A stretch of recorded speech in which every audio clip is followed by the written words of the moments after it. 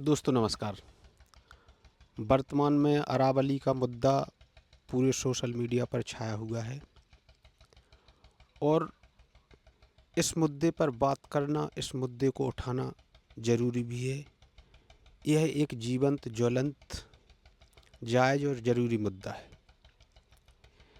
क्योंकि अरावली की जो पर्वत श्रृंखलाएँ हैं, वह केवल खनिज के भंडार मात्र नहीं हैं।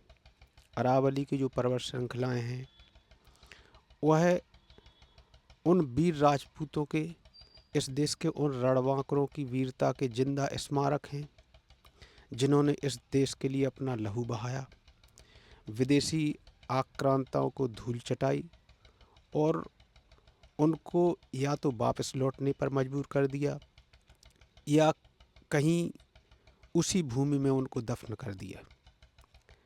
यह जो अरावली की पर्वत श्रृंखलाएँ हैं, इनमें हमारे राजपूत योद्धाओं का, महाराणा प्रताप, राणा संग्राम सिंह, बप्पा रावल, भीमदेव, ऐसे अनगिनत योद्धाओं का डीएनए है इन पर्वत श्रृंखलाओं में। इनके शौर्य की स्मृति समाहित है। इनका रक्त चरित्र कहीं ना कहीं प्रतिबिंबित होता है इन पर्वत श्रृंखलाओं के माध्यम से। तो इन पर्वत श्रृंखलाओं को बचाना आवश्यक है और मुझे तो लगता है कि यह जो पर्वत श्रृंखलाएँ हैं, इनको छूने का कोई साहस भी नहीं कर सकता, क्योंकि इस देश के शौर्य के जो स्मृति स्थल हैं, उनको मिटाने का प्रयास करने वाले स्वयं अपने आप भी मिट जाएंगे। लेकिन जब ऐसे विषय सोशल मीडिया पर उठते हैं, उसके बचाने के लिए उसके विषय में आवाज़ें उठती हैं, तो एक प्रश्न मेरे दिलो दिमाग, मेरे मनो मस्तिष्क को बार बार खींचता है। बार बार यह प्रश्न दिमाग में आता है कि हम जो लोग ऐसे विषयों पर आवाज़ें उठाते हैं, हम अपनी इन आवाज़ों के प्रति कितने ईमानदार हैं, कितने वफादार हैं। सवाल केवल एक अरावली पर्वत श्रृंखला का नहीं है। सवाल यह है कि हमारे आसपास भी अरावली जैसे छोटी छोटी पर्वत श्रृंखलाएँ हैं, प्राकृतिक संसाधन है, हमारे आसपास छोटी छोटी नदियाँ हैं। क्या हम उनको भी बचाने का प्रयास करते हैं? मुझे लगता है कि सोशल मीडिया पर आवाज़ उठाना एक अलग बात है। कुछ लोग तो केवल वायरल होने के लिए आवाज़ उठाते हैं और ऐसा भी नहीं है, कुछ लोग अपना प्रोपेगेंडा सेट करने का भी प्रयास करते हैं।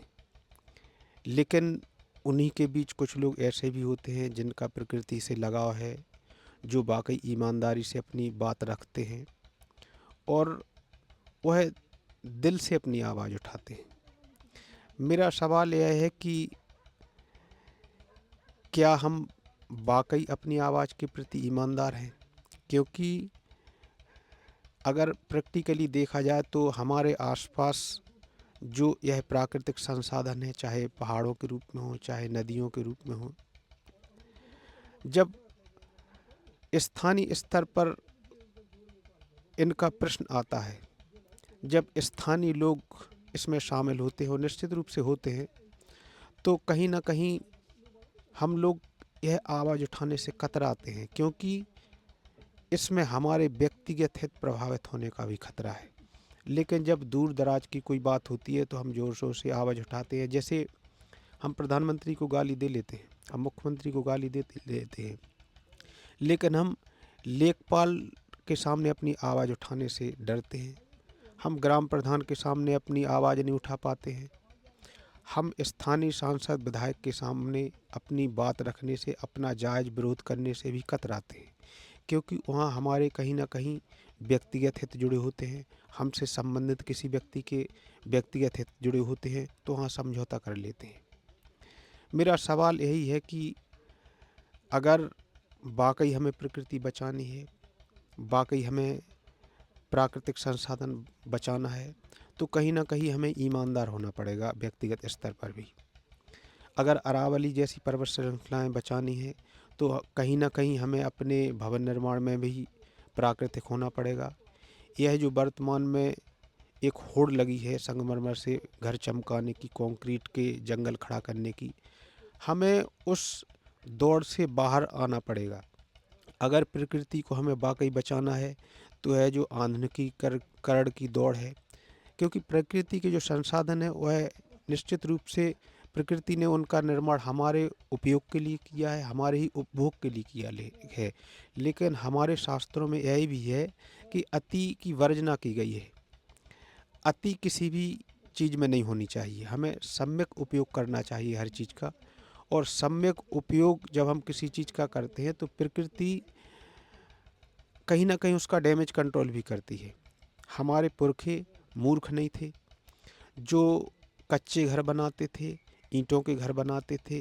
तो एक तो वह प्रकृति के हिसाब से अनुकूल होते थे, सर्दियों में वह गर्माहट का एहसास करवाते थे, और गर्मियों में कहीं ना कहीं गर्मी से वह बचाते थे, उनमें गर्मी कम लगती थी।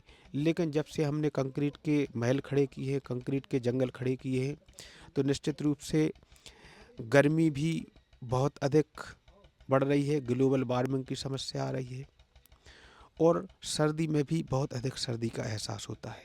इसलिए मेरा मानना यह है कि अगर वाकई हमें प्रकृति को बचाना है, हमें